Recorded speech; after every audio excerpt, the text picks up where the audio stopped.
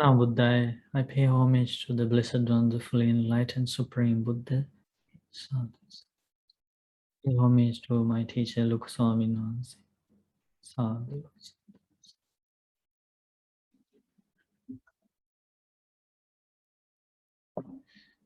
The name of the sutta is Impressive.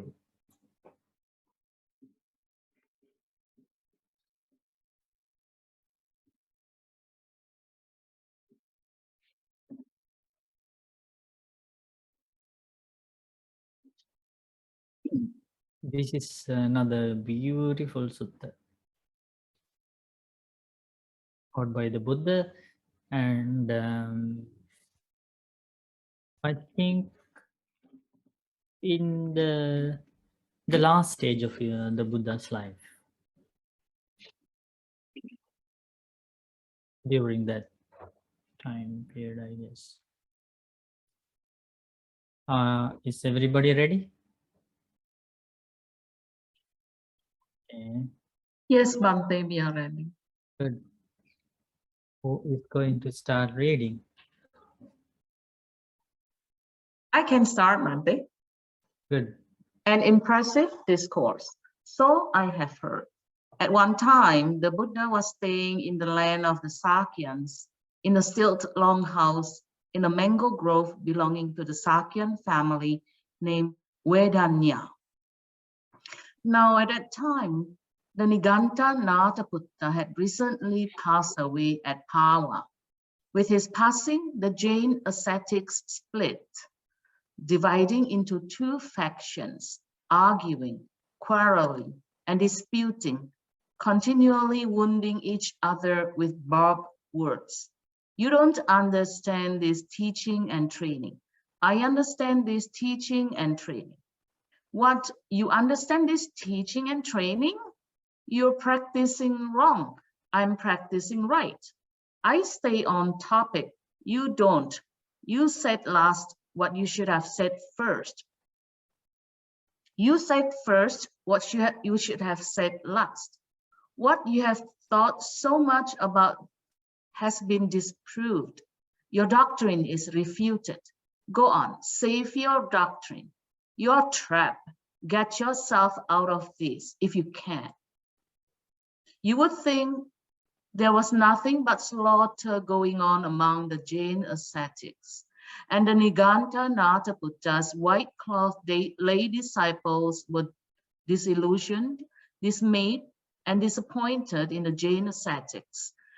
They were equally disappointed with a teaching and training so poorly explained and poorly propounded, not emancipating, not leading to peace, proclaimed by someone who is not a fully awakened Buddha, with broken monument and without a refuge. Sadhu. Okay, Sadhu, we rejoice in your sutta reading. So, does everybody understand what is happening here? Nigantanatha Buddha was a very famous religious master in the time of the Buddha. He had thousands and thousands of disciples, and even at present, you see Nigantanatha Buddha's disciples. They are at present called naked ascetics. So you see them in India even today. I don't think in any other country you see them, the disciples of Nigantas, in following so strictly. And this is, and also the another famous name for him is Mahavira. And actually that name was first used for the Buddha by his disciples. So I think these people started using that same name for Nigantanatha Buddha. So Nigantas means the naked ascetics. So they were practicing self-mortification. They were observing lots of ways of torturing the body because they thought that's the path to liberation, and which is abandoned by the Buddha and the monks. Buddha realized that is an extreme, and that never helps beings to attain liberation or to purify the mind and to attain nibbana. So it is a mistake, torturing the body, practicing self-mortification. But they were really stick to those rules, and so lots of people followed that path, and lots of lay people, and also they had their own ascetics. Lay people renounced the lay life and became the disciples. There, they had two groups like monks and lay people. They also, in the Buddha's dispensation, Niganthas has their disciples like that in two groups, monastics and also lay people. So now you can see here, and they got wrong view because they were following a wrong path. So they generated powerful bad karma. And also Niganthanatha Buddha was very angry at the Buddha, and he made so many he made so many attempts to destroy the Buddha, monks, and the Buddha's Dhamma propagation. So he made powerful bad karma and finally ended up in hell after death. And Buddha revealed after Niganthanatha Buddha passed away, he took rebirth in hell and still suffering in hell as a result of spreading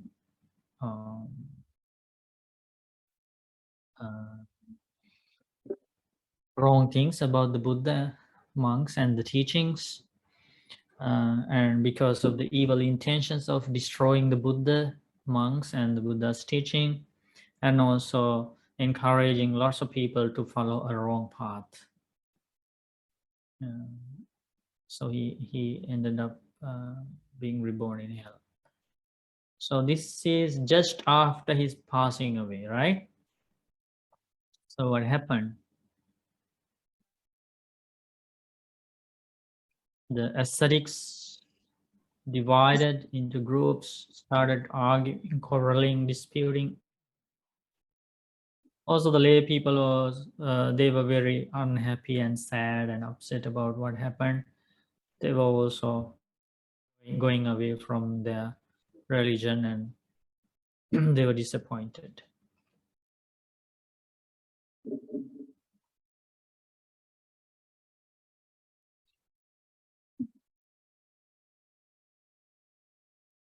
So that's kind of an introduction about what is happening here.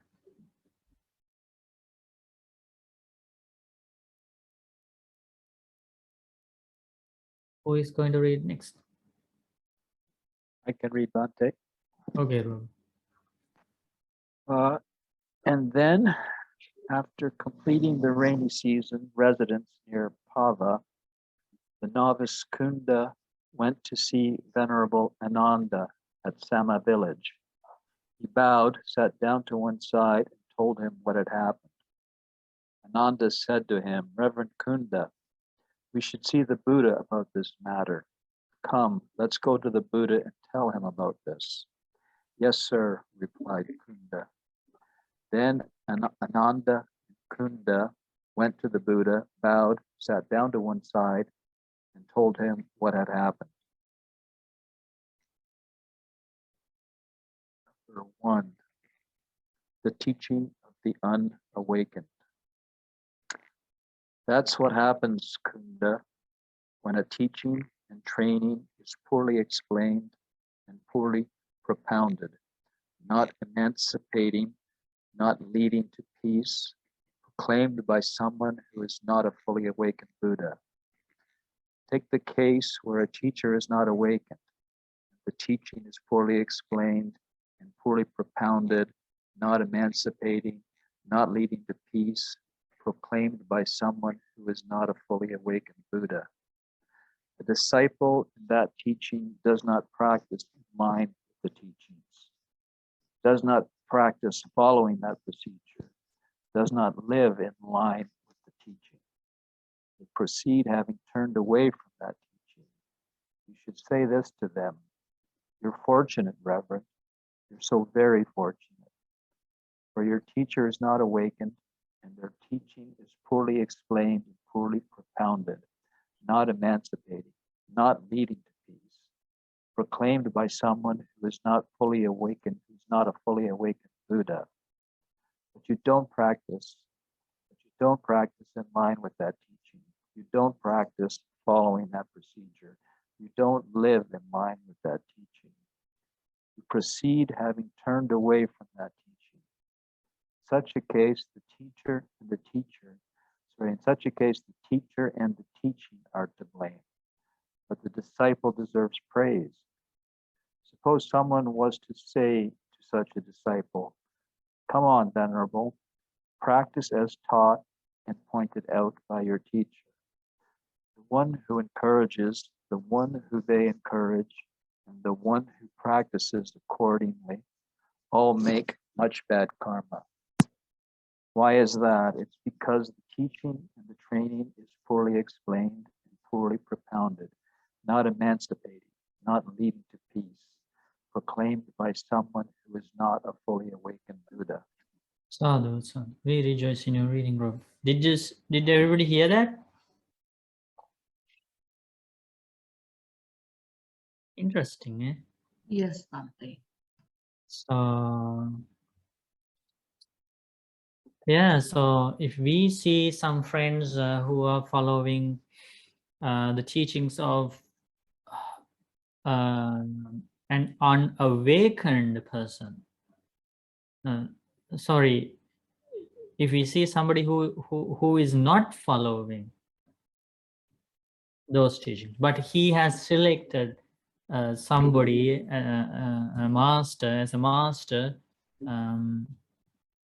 to guide him, but that master is not a fully enlightened person, that religious leader is not a fully enlightened Buddha. But even though this person has selected that leader as his leader, he does not practice that, whatever that unawakened person has taught, right? So then Buddha asks us to go to that person and say, "Oh, you are very fortunate. You are very, very fortunate.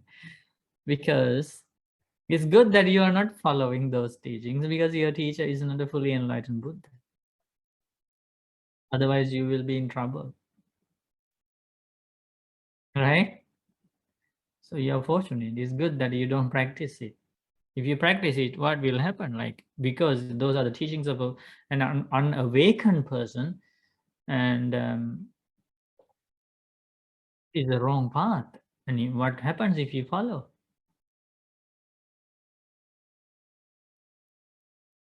If you follow, you will kill lots of human beings thinking that this is the way to please the God. If you follow it, you will have to kill others. Or if you follow that, you will have to kill lots of animals, thinking that this animal sacrifice is the path to please the God, or the path to be united with the God, or with the Creator. Like that, you will do so many bad things. So it's good that you avoid practicing that path, that teaching. You are very lucky. That's what Buddha teaches, right? And then, but unfortunately, if somebody goes to that person and says, okay, now you have gone for refuge to this teacher, this religious leader, and practice as taught and pointed out by your teacher. If somebody encourages that person, the person who is encouraged and the person who encourages the other, both make much bad karma. Because after encouraging, this person will start killing humans, killing animals, doing all the bad things.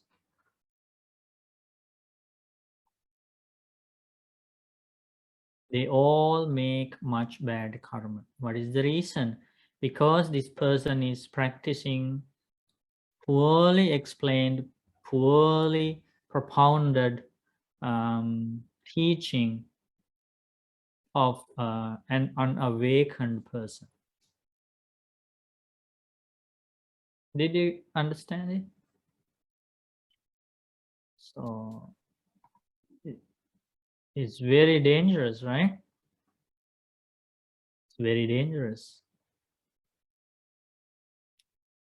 Very rarely you find an enlightened Buddha in the world. Otherwise, always the unenlightened people are available in the world. And the instructions, teachings, doctrine of unawakened people are very common in the world. And we have been practicing those things in the past. That's why we are still in this samsara. Lots of people are practicing those teachings. Teachings of unawakened people. Okay, so that is the first explanation, the first part of this explanation. Do you have any questions so far, anybody?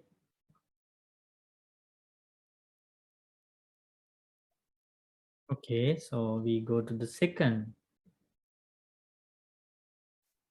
paragraph of that explanation.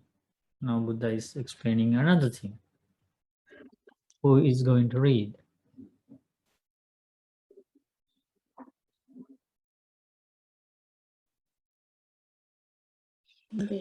I will read Bante.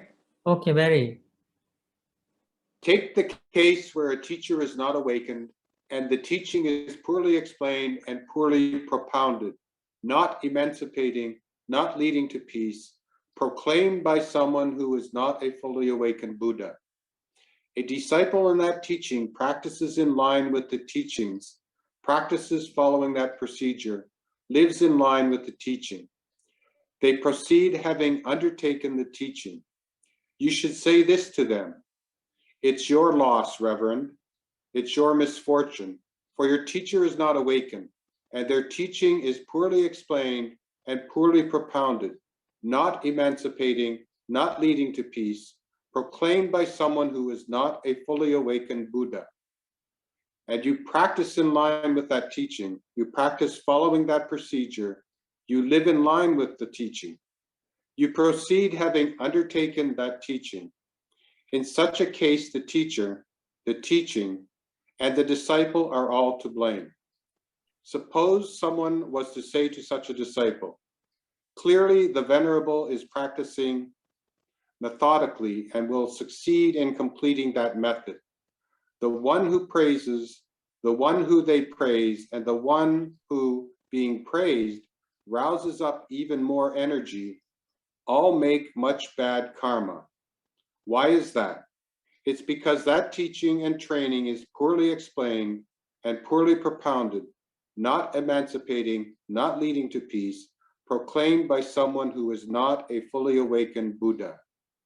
Sadhu, sadhu. Rejoice in your reading, Barry. So again, you see the danger, right? Of not going for refuge to a fully awakened Buddha. The beings are really helpless. They don't know where they are heading. There are lots of people out there to mislead you, and that is what happened to us in this long journey of samsara. When we were wandering in and journeying from life to life, different people came to us, and we thought they can guide us in the right direction, but unfortunately they were unawakened people. And that is what is happening again here. So this person has selected this teacher who is not an awakened person and not a Buddha, but he has loss of confidence in this person and in this teacher and in this training. So he starts practicing it. And he's very unlucky. It is his misfortune. And if somebody encourages that person saying, no, no, you are doing the right thing, don't care what other people say, you are doing the right thing, you are doing following the right path. And if somebody encourages that person, and due to that, if this person rouses more energy, they all make much bad karma. So it is very important to understand not only the person who practices the teaching, even the person who encourages make bad karma. So now we learned about two cases, right? In both cases, the teacher is not awakened, and in one incident, the student does not practice accordingly, and he is lucky because it is an ill-proclaimed teaching, not well proclaimed. It doesn't lead to nibbana or liberation or to true happiness. So it is good that he doesn't practice it, right? In the second incident, again, the person who is not enlightened, the teacher, but unfortunately, the student has lots of confidence in that teaching, and he thinks this is the right path, which is a mistake, and he practices it. And he's very unfortunate because he thinks this is the path to heaven, this is the path to be united with the God or whatever, but he will end up in hell, animal world or ghost world. That's a very helpless situation. And he was misled. He didn't know that. This is about our world, right? Like Buddha was teaching these things a long time ago, even 2,600 years ago, but it's like Buddha is teaching just now about this current world. And yeah, in both incidents, they all make much bad karma. Bad karma will result in bad worlds. Okay, so what is this new thing? So far we learned about unawakened. And now we are going to learn, the Buddha is going to teach us about awakened. So we are going to learn something new here. Who is going to read?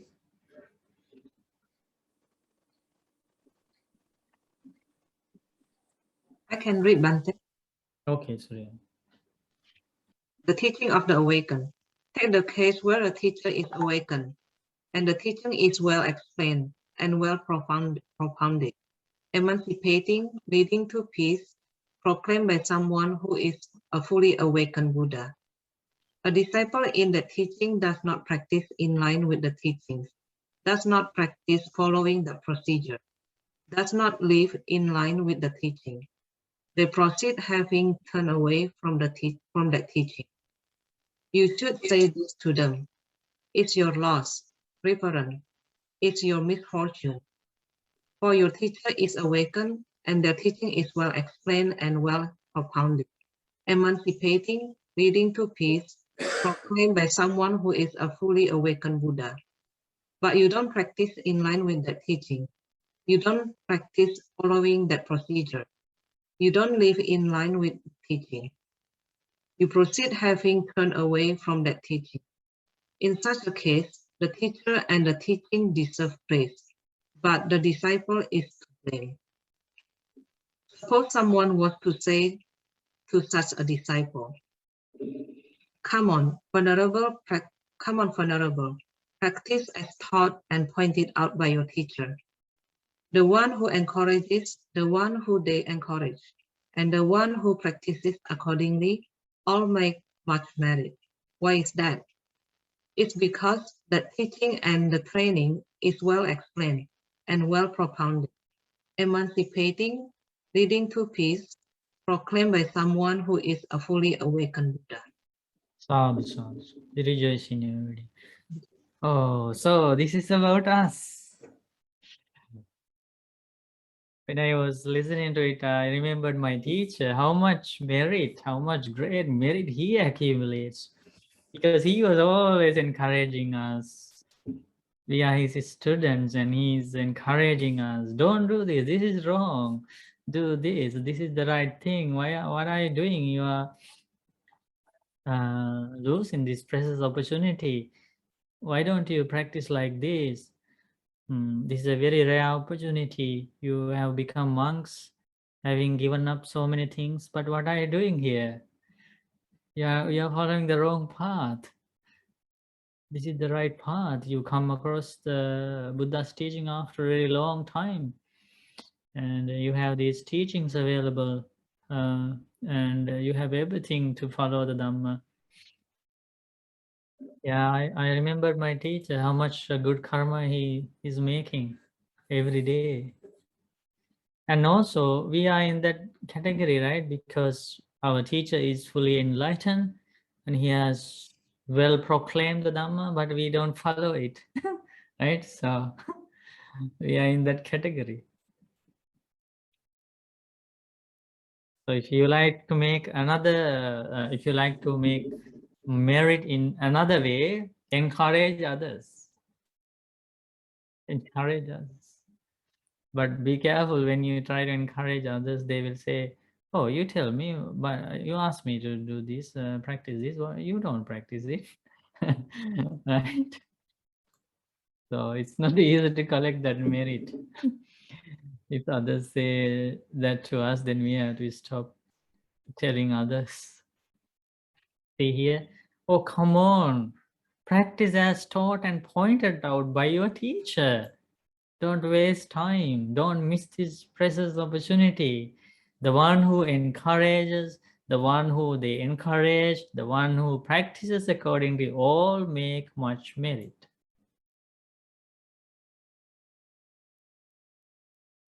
That's a beautiful way to make merit, right?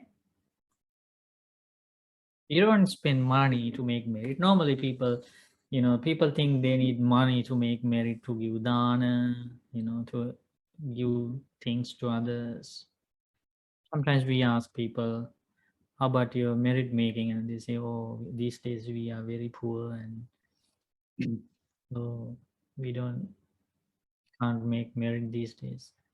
But there are so many other ways, free of charge, ways to make merit. Didn't you feel like you are in this category? Maybe you felt like you are in this last category. What is the last category? Okay, who is going to read the last category? Bhante, may I read? Mm-hmm. Thank you, Bhante.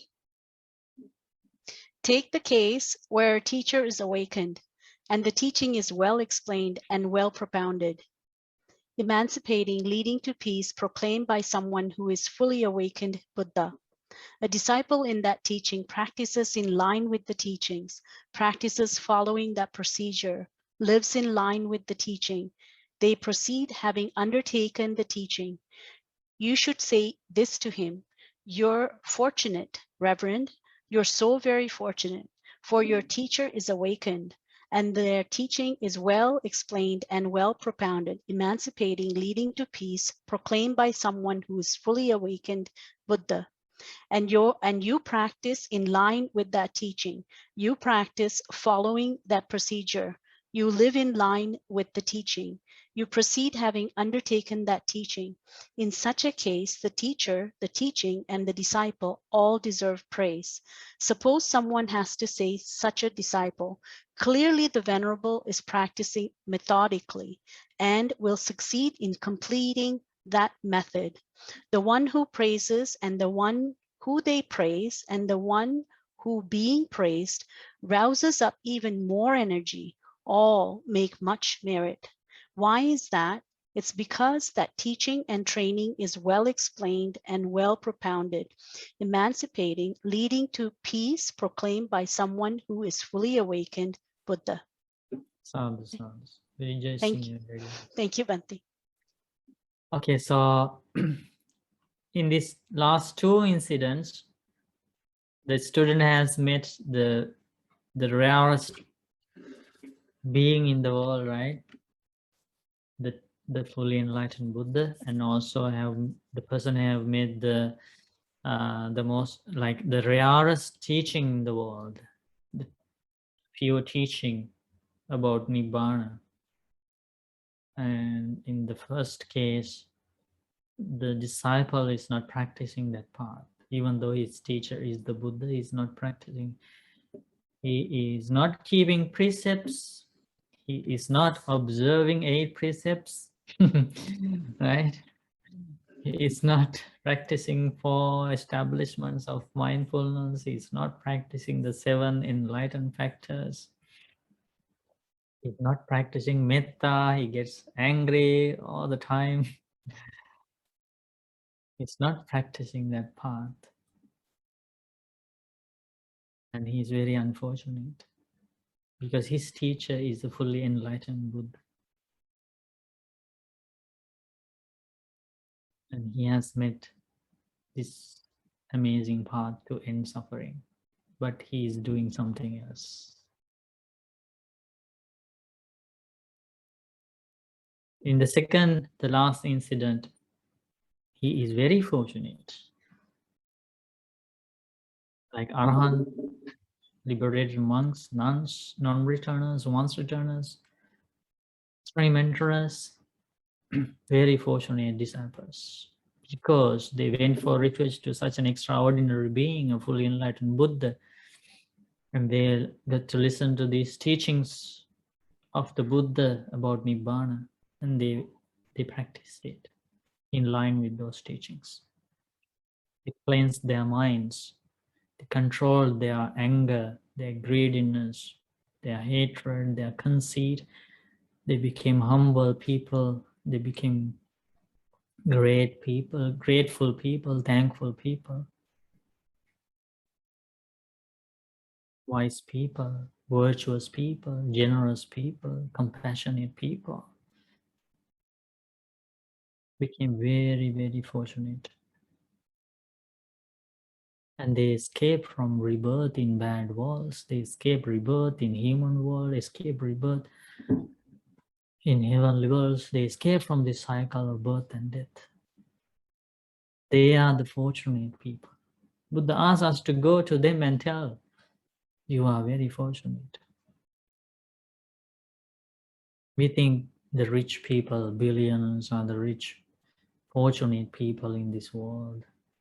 The people who go to the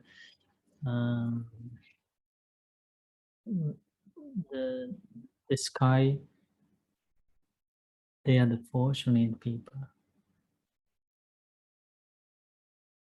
The people who do this and that, they are the fortunate people. Buddha teaches the fortunate people are the ones who practice in line with the teachings of a fully enlightened Buddha. And if you, in the first case, there is another beautiful thing to learn there. In the first case of with the teaching of an awakened being, this person is lazy, the student is lazy, does not follow the path. And if somebody goes to that disciple and says, venerable, practice as taught and pointed out by your teacher, and he encourages that lazy person, and as a result, he starts practicing the path, and both make much merit. That's another way to make merit. If you encourage your Kalyana Mitta, your friend, to keep 5 precepts, to observe 8 precepts, to read the suttas, to memorize the suttas, to practice the mindfulness, to practice jhanas, to practice vipassana, to practice the Noble Eightfold Path. If you encourage your friend, that's another way to make powerful merit. And if maybe you have an energetic friend, not a lazy friend, but still, if you still encourage your friend, you are very lucky, very lucky. Keep going, continue your path. You will become a stream enterer one day. Once returner, non-returner, you will be liberated. You will escape from this all the suffering, mental and physical suffering in this samsara, and you will be a lucky disciple, fortunate disciple of the Buddha. And because you encourage, if that energetic person arouses more energy, you make merit and your friend make merit. Isn't that beautiful? So see how many like things Buddha have taught, right? So many things Buddha has taught about this path, about different aspects of this practice, about we never imagine that there are such ways to make merit. We knew there are ways to make merit by giving and sharing, by keeping precepts, by meditation. But see, there are so many ways to make merit. Yeah, and also every time when you encourage your friends, you make merit. Don't forget that. Isn't that a beautiful news? And your merit will grow like a big tree. Geeta, you have a question? Yes, Bante. First, thank you for sharing this sutta with all of us. Sadhu, sadhu, sadhu. Secondly, my question is on Channa, and it's two parts. On what? One is Channa.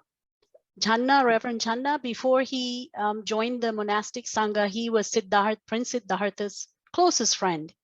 Mhm. And when he joined the Sangha, eventually, he didn't learn the Dharma properly or didn't grasp it. And so much so, the Buddha's instructions that he left was to be silent when he comes to ask from the other monastics about the teachings. Was it because of his ego and arrogance? That's the first question. Yes, yes. Answer is yes. And the second question is, did he awaken? Because I know eventually he went to Ananda and Ananda took compassion and taught him the teachings and he awakened. But was the Buddha passed away? Had he attained Parinibbana by the time Channa became an Arahant? Yes. That's it. Thank you. For more information, please read Mahaparinibbana Sutta, Yeah, I read that. Yeah. Last Days of the Buddha. Yes. Thank you, Bante.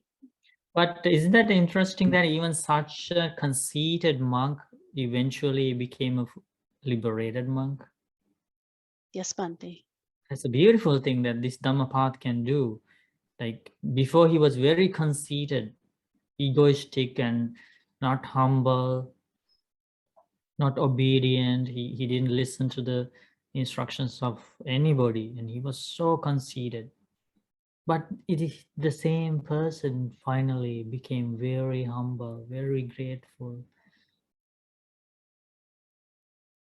Not only he abandoned conceit, he also abandoned all the defilements from his mind and became a very humble, compassionate, kind, grateful Arahant. See how this path, what this path can do.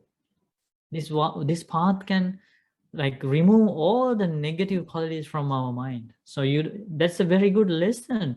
We should not get discouraged thinking like sometimes we are angry, sometimes we are greedy, sometimes we are sleepy, sometimes we are remorseful, restless, but we shouldn't get discouraged. Oh, why still, all these bad qualities, these defilements, with me, and I'm so unfortunate. No, we shouldn't think like that. There were people, there were monks, there were nuns in the time of the Buddha. They had stronger defilements. Maybe when we compare with our defilements, but gradually they were able to attain enlightenment. Isn't that amazing? So where is that power? What is that power which can do that? It is the Dhamma. We should place confidence in the Dhamma. Dhamma can do that. Dhamma can convert conceited people to humble people. Dhamma can convert greedy people to generous people. Dhamma can convert foolish people to wise people. Dhamma can convert cruel people to kind people, right? So let's place confidence in this Dhamma, in this path. No need to, get upset or worried about failures in life, mistakes. Just trust the Dhamma, trust the path. Path will do everything. We just need to be patient.